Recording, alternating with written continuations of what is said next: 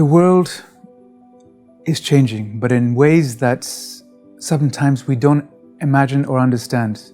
So it's not just climate change that we're talking about. It's also the aging population, the fattening population, the increase in wealth in emerging markets that has led to significant increases in pollution. These are all issues we've been seeing for many, many years. And the issue is, how do we respond to them?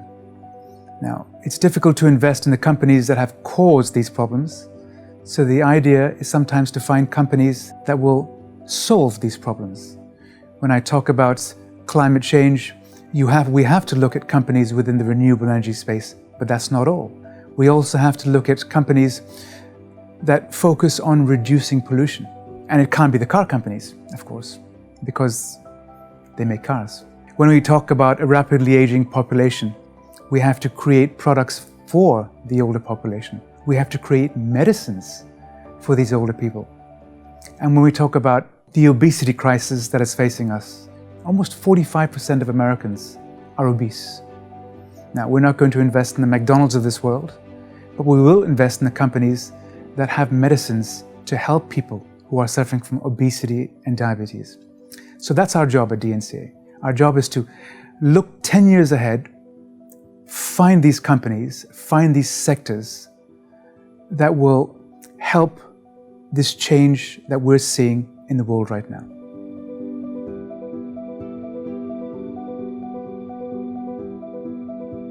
DNCA Global Leaders started actually more than 10 years ago. So it already was, in my head, a fund that was focusing on the change in the world that we're seeing.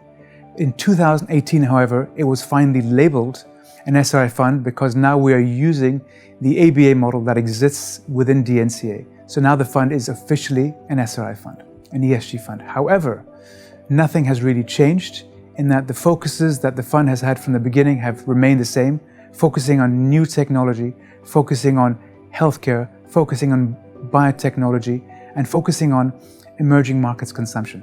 These four sectors are the four sectors that we're focusing going forward. That has not changed. What we do, we look for companies that we consider the best companies anywhere in the world within these sectors. Then we go and visit them. We talk to them and we do our own analysis. And then in the end, we either invest or we don't.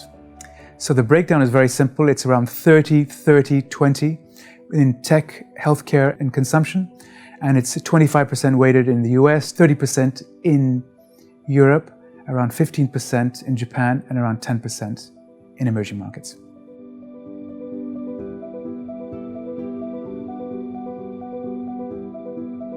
The fund has done well over time. But what is important is that this fund is a stock picking fund. I pick stocks.